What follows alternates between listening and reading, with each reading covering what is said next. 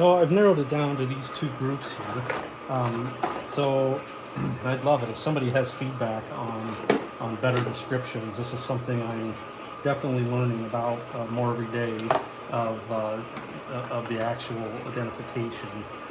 So this may be a chert. I believe it's a chert. But again, if you've got better information, please feel free to comment. So different versions of that here. I also have this here. I believe this is a type of quartz, but I'm not 100% about that. Again, if you've got any information, you could help educate me on that. I would love that. So I think I haven't tried this specific stone before. I'm going to have to kind of mix and match. Some of these are quite large for a little 3-pound barrel, so I'm going to go with some of the smaller ones and some of the bigger ones. Some of these have some pretty intriguing looking patterns on them. It'll be interesting what they look like when they are when they're polished. One thing I do, I keep this this is just water. It's amazing. I mean, sometimes when I'm just trying to see like, well, what are these going to look like, I give them a quick spray, and it obviously completely changes what they look like. So between these two, these are very rough, I would say. So there's lots of inclusions, and this is, I would say, for sure going to be at least 2 weeks of tumbling time. The 60 grit, and maybe even longer to get them smooth. I tend to like to get my stones pretty smooth. So as an example, this one here, like I don't like these inclusions here. I either maybe hand grind those out or just run them on multiple cycles of the same stage one to really get that really nice smooth. That's not bad, but typically you'll kind of see some white left in there from polish and whatnot. So I like to get them as smooth as possible. I probably tumble them longer than many do. I know some people like to keep some of that rough original shape. I really like them to be nice and smooth and remove some of the inclusions in them. So I think just because I haven't done many of these, I'm going to go ahead and do these and see how it goes. So I really like this big guy. Again, it's just pretty big. Some people might say it's too big for this, but I'm going to go for it. And then I like to mix in different sizes in here so that it's a good mix. That's an interesting one. It's going to have some green in it, looks like. So I've done a lot of different reading on how much to fill it and so on. As you notice here, in this first stage, I'm not putting in any of this ceramic media. I typically do my first 60-90 stage with just the stones only, and then I will run it for 7 days, and then I'll wash it out and see what it looks like. And then with something as hard as these, I will typically recharge it with new grit, and I'll run another week, and I'll continue that until I'm satisfied. I don't run the ceramic media in there just because at this point it's really a rough stage. I'm less concerned about the rocks damaging each other at this point, and I think I would wear out the ceramic media very, very quickly if I did them in this original stage. So I typically introduce the ceramic media in the second 180-220 stage, and that's worked well for me. So I'm not sure if you can see it here, but I'm light here.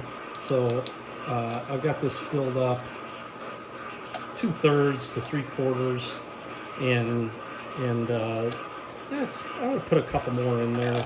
I don't feel like that's quite enough.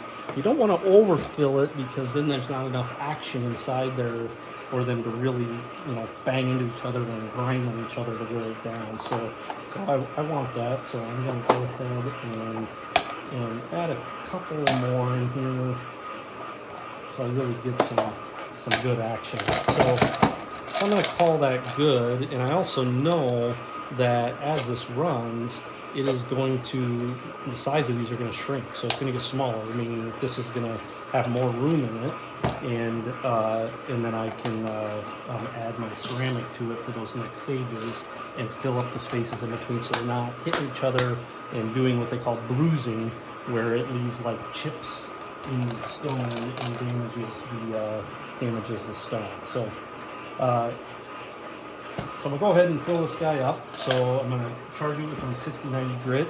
So this is what I originally started with, was this Polyplastics. It's just a Amazon purchase. I ended up, just from reading other forums and Facebook pages, I've been buying a mix of my grit from Kingsley North and from Rockshed. It seems like, if I remember right, Rockshed was a little bit cheaper. The shipping is kind of a little strange, the costing, but I can't get the high polish that I want from them. So I end up buying the 8,000 aluminum oxide and or the 22,000 aluminum oxide from Kingsley North, and I've had terrific outcomes with that. So even though these say Polyplastics, I just use the container. It's actually, I've been buying them in 5-pound bags, and then just refilling those containers. It's working out for me. So up here, so just so that I'm not mixing the different grits against each other, I made this little rack here with individual spoons, so that just tablespoons, so that I'm trying not to mix them all up together. And so since I'm going to do 6090, I'm going to grab my 6090 off of the little hanger there. And I always put in, for these 3-pound barrels, I put 2 tablespoons into the barrel. That's what I've done. I've read all kinds of things. People say you can use less. People say you can use more. I've settled on 2 tablespoons, and that's kind of become the rhythm that I've found success with. And that's what I would recommend to start with. So then I'm going to fill it up with water. So I typically I'm just filling it up so that it's just above or just below the. See if I can get it in an angle where you can see it. So I just have it full, so you can't see it all the way up to the top of the rocks. But if I move this rock, you might be able to just see it's just there. So I don't want it submerging the rocks. I just want it to be just below that height. Then the grit, you'll have the grit and the water and the rocks all mixing together through that cycle. So for these barrels, this is pretty typical. I really make sure it's nice and clean. I've already cleaned this lid up, and I'm simply going to just start it in on one side and then just slowly work my way around the outside. You have to have a little patience with these so you don't fold over the seal or damage anything. And I like to make sure I have a nice, consistent step all the way around to make sure it's going to be a nice seal. There's no folds or bumps. That's all very nice and settled in there like that. And then finally, I'm going to grab my cap, set the cap and the washer on, and then I like to just start and just slowly push it all the way around like that. So push it all the way around until it's nice and seated. There's no gap here, no gap around the edge here. That's all nice and tight all the way around. That's really important to keep it from leaking, one, and then also so that it runs smoothly in the tumbler. Finally, don't forget the nut. I wish these were larger. They're kind of a bugger to take off if you snug them up. So now this is ready to go onto the tumbler. Simply set this one. It's already running because it's got another barrel on it. Simply set it on there. So now A2 there is running. And now I need to update the information for A2 on my board. So A2, today is 11/19.